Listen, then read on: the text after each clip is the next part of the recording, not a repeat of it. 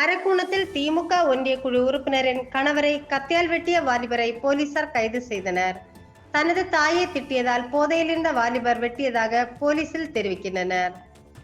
ராணிப்பேட்டை மாவட்டம் அரக்கோணம் ஊராட்சி ஒன்றிய குழு உறுப்பினராக திமுகவை சேர்ந்த அஸ்வினி என்பவர் பதவி வகிக்கின்றார்.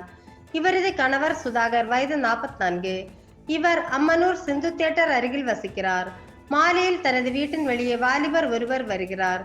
அவரை சுதாகர் கையால் தாக்குகிறார். அடுத்த நிமிடம் பட்டாக்கத்தியால் சுதாகரை அந்த வாலிபர் 2 கைகளிலும் வெட்டுகிறார். அது மட்டுமின்றி முகம் மற்றும் மார்பு பகுதியில் வெட்டியதில் சுதாகர் இரத்த வெள்ளத்தில் கீழே விழுந்து விடுகின்றார். இதில் அதிர்ச்சியடைந்த சுதாகரின் உறவினர்கள் அலறி அடித்துக்கொண்டு அவரை மீட்டு அரக்கோணம் அரசு மருத்துவமனையில் சேர்த்து சிகிச்சை அளிக்கின்றனர்.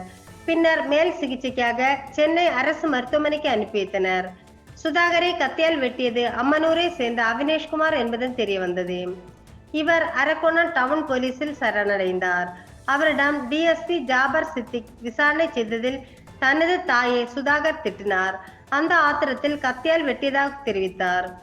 தொடர்ந்து அவரிடம் போலீசார் விசாரணை நடத்தி வருகின்றனர். திமுக ஒன்றிய குழு உறுப்பினரின் கணவரை வாலிபர் ஒருவர் கத்தியால் வெட்டிய சம்பவம் அரக்கோணத்தில் பரபரப்பை ஏற்படுத்தியுள்ளது.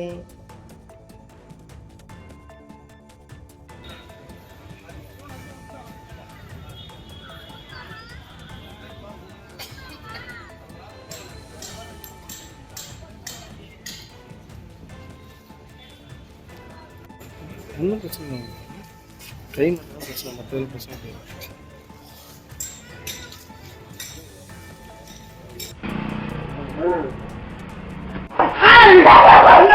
Welcome to Metro Medical Care. Your health is our concern.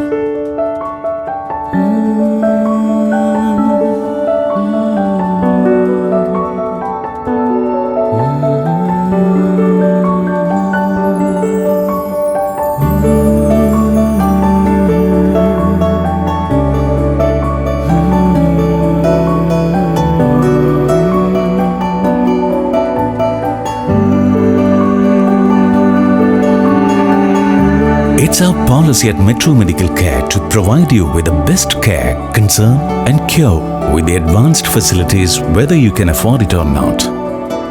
The smile on your faces and the healthy life you regain, that's the greatest reward for Metro Medical Care. Metro Medical Group. The care, the concern, the cure. Kuwait, UAE.